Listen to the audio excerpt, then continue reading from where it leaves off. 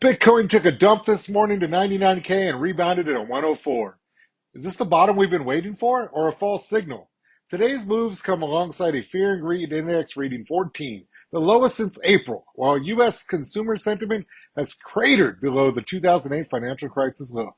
The stage is set for some of the most pivotal market signals we've ever seen, or at least in years. What's up, family? It's Coach Masi, and you're locked into the Daily Hodl. This is where we break down the biggest financial news, Bitcoin insights, and market trends so you can stay informed, disciplined, and ready for opportunity. Let's dive in. Let's start with Bitcoin, of course. The 99,000 low and the bounce back to 104 is more than a price move. It's a test of market psychology. When we look at potential bottoms, there are key signals. First one is extreme fear. Like I told you, the fear and greed index at 14 tells us panic is extreme. Historically, these are the points when, well, the market has reversed. Fear reaches its peak, selling pressure hits extremes, and opportunistic investors quietly step in. When it comes to volume analysis, look for high buy-in volume during dips. That's institutional and smart money quietly scooping up Bitcoin while retail sentiment is panicking. Then you have sentiment divergence. Extreme pessimism paired with a bounce often signals accumulation before a larger rally. Remember, this is not guaranteed. Markets can always retest lows, but these patterns, well, they've repeated themselves throughout history. Turning to macro conditions, though, U.S. consumer sentiment has fallen to the second lowest level ever, below the 2008 Great Financial Crisis. That's staggering. When you think of low confidence, it means households are cutting discretionary spending and delaying big purchases. You see, businesses feel it too. Lower demand leads to slower growth, hiring freezes, and caution in investments. This pessimism feeds back into markets, creating a cyclical drag on economic activity. So when sentiment collapses to these levels, it doesn't just affect stocks or crypto, it reshapes the entire financial landscape. So how can you tell if a bottom is forming in Bitcoin or even the broader crypto market? It's never just one signal.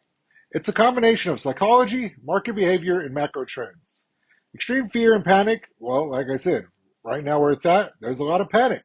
And we saw a bounce right on that moving average. So I think maybe it might be a reversal, but nothing is for sure.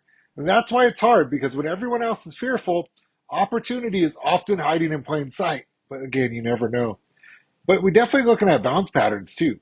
We see these $5,000 moves in a day. Something significant is happening, whether it's the retail buy-in, whether it's the institutional buyers, whether it's retail selling or institutional selling. There's some sustained uptrends and downtrends going on. And you add in liquidity and accumulation, and you see some of the trading data from different wallets that are opening up from years ago and selling, and the public starts to panic. But really, sometimes, like we just saw with JP Morgan Chase, they're accumulating some Bitcoin. So, what do you do? I mean, we're talking about market psychology and macro context. So, what's the bigger picture? I mean, extreme fear, low sentiment, distressed prices. Do, do they not exist in isolation? Or do they come together in a broader economic trend? Bottoms are rarely formed in a vacuum. They are the result of these forces converging together. You see, bottoms are as much about understanding human behavior as they are about numbers. Recognizing panic for what it is, identifying subtle signs of buying pressure, and analyzing macro conditions can help frame, whether a bottom is taking shape and whether it might be the start of the best time to accumulate. Let's zoom out again. Let's look at the bigger picture. History teaches us that basically periods of extreme panic and fear are rarely permanent. In fact, they often mark the most critical turning points for markets. Take 2008, for example. The financial system was in free fall. Banks were collapsing, credit froze, and investors everywhere were gripped with by panic. But while most were fleeing, opportunistic money quietly moved into the strongest assets. Those who could look past the fear and act strategically positioned themselves to reap enormous rewards once the recovery began. You see, fear created opportunity, and the patient, well, they were disciplined enough to buy. That's why you need some cash on hand as well, and a high yield savings, of course. But if you fast forward to 2018 or 2022, you see so many things, from being flooded with panic to people abandoning ship to hodlers just holding on long term and making money during the next Bitcoin bull run like we just had and are still having probably.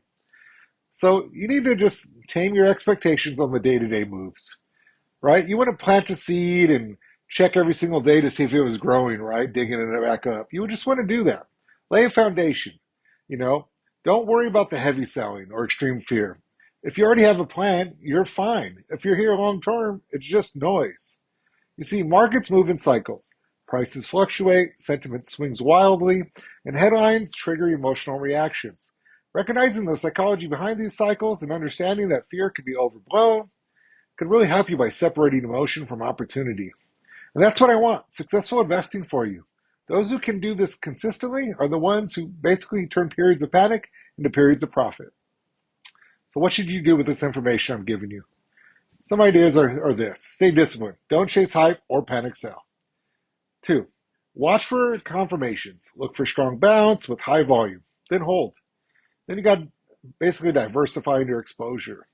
Markets lag. Don't panic and buy too much or go all in, or see where the bottom's at. Don't catch a falling knife. Because extreme fear is often opportunity disguised as risk. Doesn't mean you shouldn't approach it intelligently. Now, family, I want your perspective. Do you think Bitcoin's bounce to 104K signals the bottom is in now? How do you interpret the fear and greed index hitting 14? Is it a buy sign? And are you adjusting your strategy as consumer sentiment drops below 2008 levels? Yikes.